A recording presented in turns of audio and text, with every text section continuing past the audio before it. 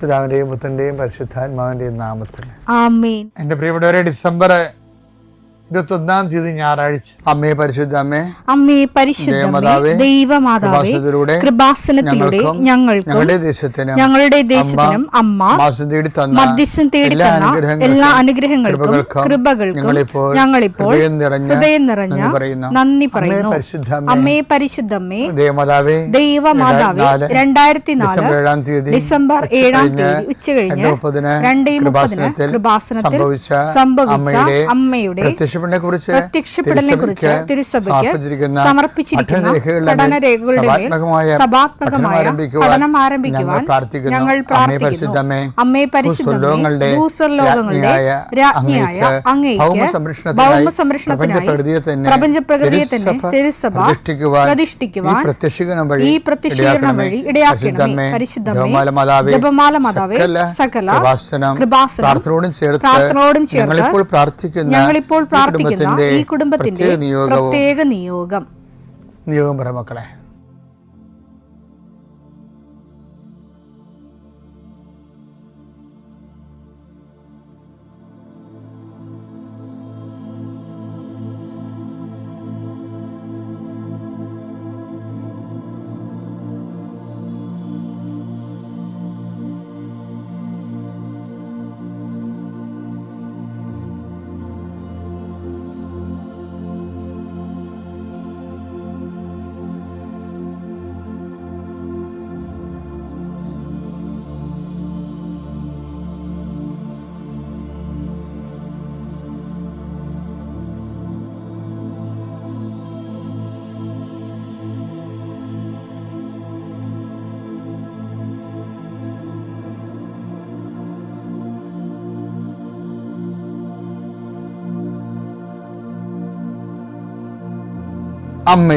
അമ്മയുടെ പ്രത്യക്ഷീകരണത്തിന്റെ ഈ അനുഗ്രഹവേളയിൽ ഞങ്ങൾക്ക് സാധിച്ചു തരുവാൻ കനിയണമേ. ആമേൻ. വിശ്വാസ പ്രമാണം. സർവശക്തനായ പിതാവും ആകാശത്തിന്റെയും ഭൂമിയുടെയും സൃഷ്ടാവുമായ ദൈവത്തിൽ ഞാൻ വിശ്വസിക്കുന്നു.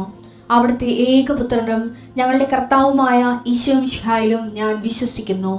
ഈ പുത്രൻ പരിശുദ്ധാത്മാവിനാൽ ഗർഭസ്ഥനായി കന്യകാമറിയത്തിൽ നിന്ന് പിറന്ന് പൊന്തിയോസ് പീലാത്തോസിന്റെ കാലത്ത് പീഡകൾ സഹിച്ച് കുരിശിൽ തറയ്ക്കപ്പെട്ട് മരിച്ച് അടക്കപ്പെട്ട് പാതാളങ്ങളിൽ ഇറങ്ങി മരിച്ചവരുടെ ഇടയിൽ നിന്ന് 3-ാം നാൾ ഉയർത്ത് സ്വർഗത്തിലേക്ക് എഴുന്നള്ളി സർവശക്തിയുള്ള പിതാവായ ദൈവത്തിന്റെ വലതുഭാഗത്തിരിക്കുന്നു. അവിടെ നിന്ന് ജീവിക്കുന്നവരെയും മരിച്ചവരെയും വിധിക്കുവാൻ വരുമെന്നും ഞാൻ വിശ്വസിക്കുന്നു. പരിശുദ്ധാത്മാവിലും ഞാൻ വിശ്വസിക്കുന്നു. വിശുദ്ധ കത്തോലിക്കാ സഭയിലും പുണ്യവാന്മാരുടെ ഐക്യത്തിലും പാപങ്ങളുടെ മോചനത്തിലും ശരീരത്തിന്റെ ഉയർപ്പിലും നിത്യമായ ജീവിതത്തിലും ഞാൻ വിശ്വസിക്കുന്നു. ആമേൻ. സ്വർഗ്ഗസ്ഥനായ ഞങ്ങളുടെ പിതാവേ, അങ്ങയുടെ നാമം പൂജിതമാകണമേ. അങ്ങയുടെ രാജ്യം വരണമേ. അങ്ങയുടെ തിരുമനസ് സ്വർഗത്തിലെ പോലെ ഭൂമിയിലും ആകണമേ. അന്നു വേണ്ടുന്ന ആഹാരം ഇന്ന് ഞങ്ങൾക്ക് തരണമേ. ഞങ്ങളോട് തെറ്റ് ചെയ്യുന്നവരോട് ഞങ്ങൾ ക്ഷമിക്കുന്നത് പോലെ ഞങ്ങളുടെ തെറ്റുകൾ ഞങ്ങളോടും ക്ഷമിക്കണമേ. ഞങ്ങളെ പ്രലോഭനത്തിൽ ഉൾപ്പെടുത്തരുതേ, തിന്മയിൽ ഞങ്ങൾ രക്ഷിക്കണമേ. ആമേൻ. നന്മ നിറഞ്ഞ മറിയമേ, സ്വസ്തി. കർത്താവ് അങ്ങയുടെ കൂടെ സ്ത്രീകളിൽ അങ്ങ് അനുഗ്രഹിക്കപ്പെട്ടവളാകുന്നു.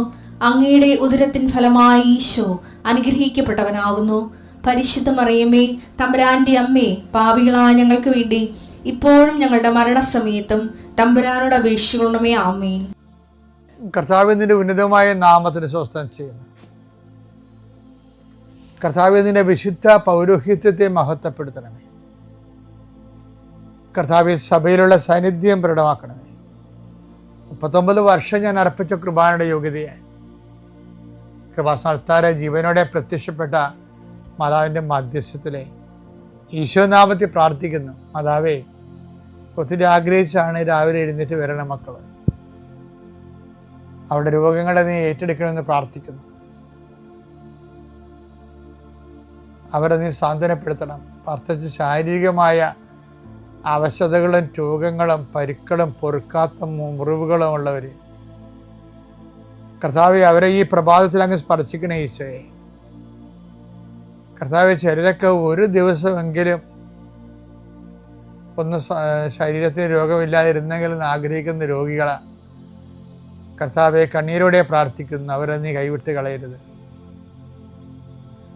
കർത്താവെ, സമാധാനത്തിന് വേണ്ടി പ്രാർത്ഥിക്കുന്നവരുണ്ട്, ഉറക്കം ഇല്ലാത്തവരുണ്ട്.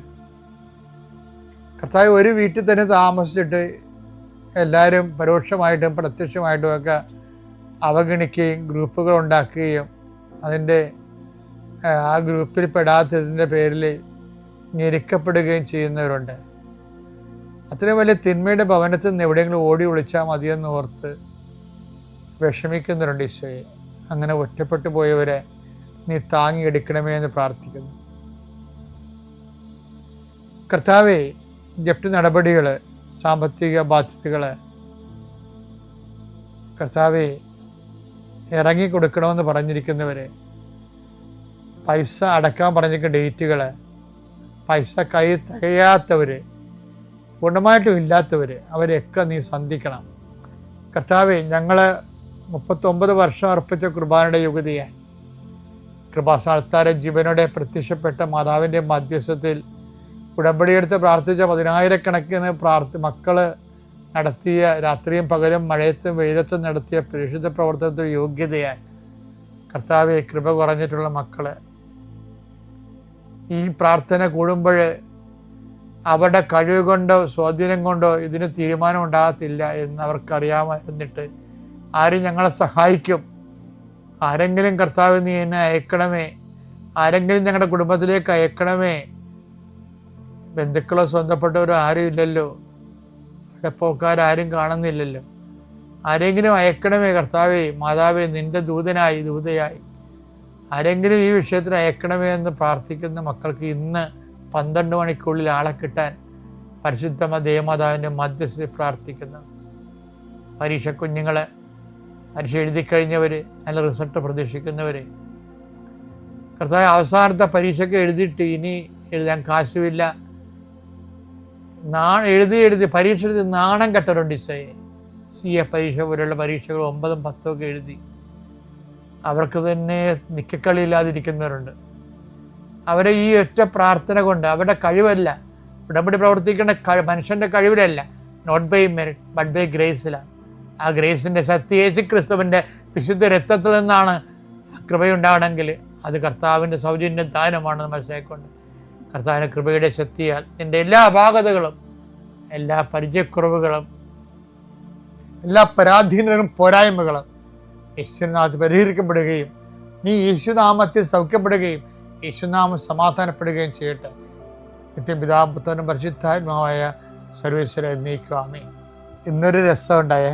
ഇന്നലെ ഞാൻ അൾത്താറയിൽ നിന്നപ്പോൾ എല്ലാ ദിവസവും ഞാൻ ആൾക്കാരെ കാണുമല്ലോ, അപ്പോഴേ ഈ നടുവൊക്കെ ഒടിഞ്ഞ് ആൾക്കാർ താങ്ങിക്കൊണ്ട് വരുന്ന ആൾക്കാരുണ്ടല്ലോ,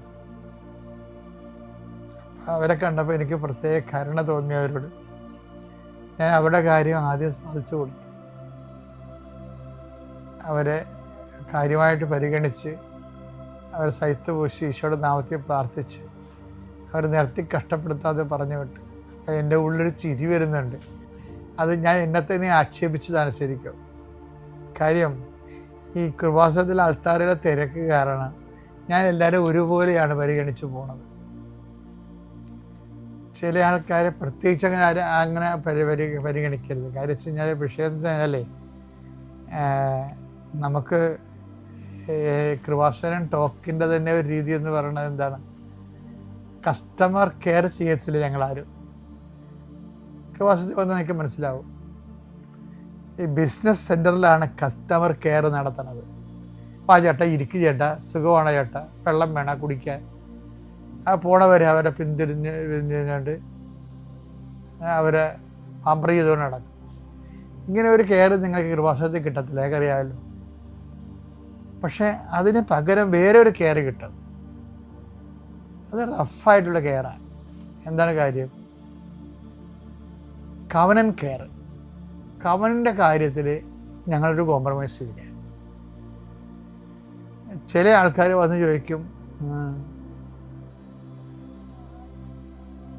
ഈ ഉടമ്പടി എടുക്കാതെ അച്ഛനെ കാണാൻ വല്ല മാർഗവും ഉണ്ടോ എന്ന് ചോദിക്കുമ്പോൾ ചിലപ്പോൾ അവർ റഫായിട്ട് പറയും ഒരാൾ, ചേച്ചാ കൈ നനയാതൊന്നും മീൻ പിടിക്കണ്ട, വണ്ടി വിട്ടേക്കാൻ പറയും.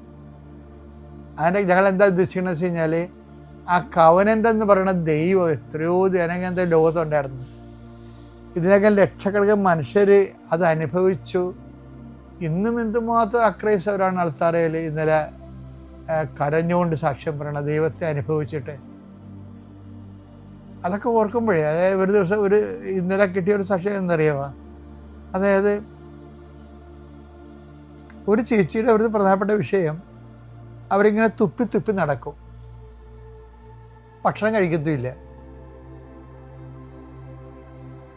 അപ്പോൾ അവരെ മെലിഞ്ഞ ആള് ആൾക്കാരെ പിടിച്ചു കൊണ്ടുവരുന്നത്. കൊണ്ടുവരുമ്പോൾ അവർ വന്നപ്പോൾ തന്നെ അവർ അവിടെ വീണ് കഴിഞ്ഞ ശേഷം അവർക്ക് ബോധം വന്നപ്പോൾ, അതാ മാതാവിൻ്റെ തിരുസേന വന്നപ്പോൾ അവർ ബോധം വന്നപ്പോൾ അവർ ഭക്ഷണം കഴിക്കാൻ തുടങ്ങി. അവർ ഭക്ഷണം കഴിക്കേണ്ട അവരുടെ മകൾ കരഞ്ഞുപോയി. കാര്യം മാസങ്ങളായി അമ്മ ഭക്ഷണം കഴിച്ചിട്ട്. അപ്പം അമ്മ ആ കെട്ടഴിച്ച് വിട്ട്. പക്ഷെ എന്നാലും തുപ്പൽ മാറുന്നില്ല. അൾത്താരയിൽ അവർ വരുമ്പോൾ അവർക്ക് വേറെ എന്തോ അസുഖമൊക്കെ പറഞ്ഞ് അൾത്താര വരികയാണെങ്കിലും, ഞാൻ സൈത്തെടുക്കുമ്പോൾ ഈശോ എന്നെ കൊണ്ട് അവിടെ തൊണ്ടയിൽ കുരിശിടാൻ പറഞ്ഞു. അങ്ങനെ ഞാൻ തൊണ്ടയെ കുരിശിട്ട്. അതോടുകൂടി അവിടെ തുപ്പൽ നിർത്തി.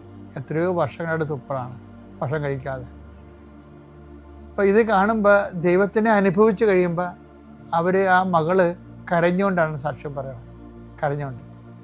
അപ്പോൾ ഉടമ്പടി ഇതിനകം എത്രയോ ലക്ഷങ്ങൾ അത് യേശുവിനെ ആദ്യമായിട്ടും കണ്ടുമുട്ടുന്നവർ പോലും ദൈവത്തെ അനുഭവിക്കുകയാണ്.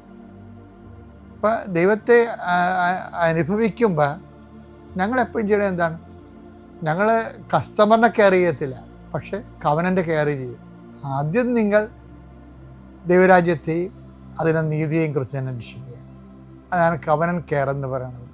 മത്തായി 6:33 നിങ്ങൾ ആദ്യം അവിടുത്തെ രാജ്യവും അവിടുത്തെ നീതിയും അന്വേഷിക്കുക, അതോടൊപ്പം മറ്റുള്ളവയെല്ലാം നിങ്ങൾക്ക് ലഭിക്കും.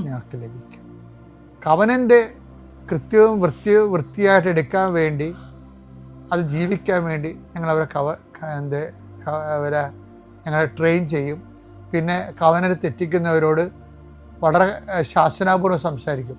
അൾത്താരയിലൊക്കെ ഞാൻ സംസാരിക്കേണ്ടത് നിങ്ങൾക്ക് മനസ്സിലാകും. കുർബാനയ്ക്ക് വളരെ കർക്കശയോട് സംസാരിക്കും. നിങ്ങൾ ആലപ്പുഴ വന്ന് പണി മേടിക്കരുത് തന്നെ ഞാൻ പറയും. എന്താ കാര്യം? ചില ആൾക്കാർക്ക് ക്രിസ്തുവിന് അനുഗ്രഹം വേണം, ക്രിസ്തുവിനെ വേണ്ട.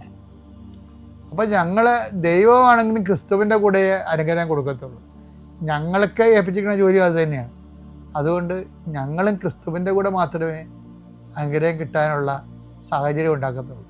അപ്പോൾ കസ്റ്റമർ കെയർ, കവനന്റ് കെയർ, അത് നിങ്ങളും അതുപോലെ തന്നെയായിരിക്കണം. നിലപാടിൻ്റെ കാര്യത്തിൽ ക്രിസ്തുവിനായിരിക്കണം ഒന്നാം സ്ഥാനം. എന്നാൽ പിന്നെ ക്രിസ്തു നിങ്ങളെ തിരിച്ചറിയും. അറിഞ്ഞു കഴിഞ്ഞാൽ പിന്നെ നിങ്ങളെ അനുഗ്രഹിക്കും.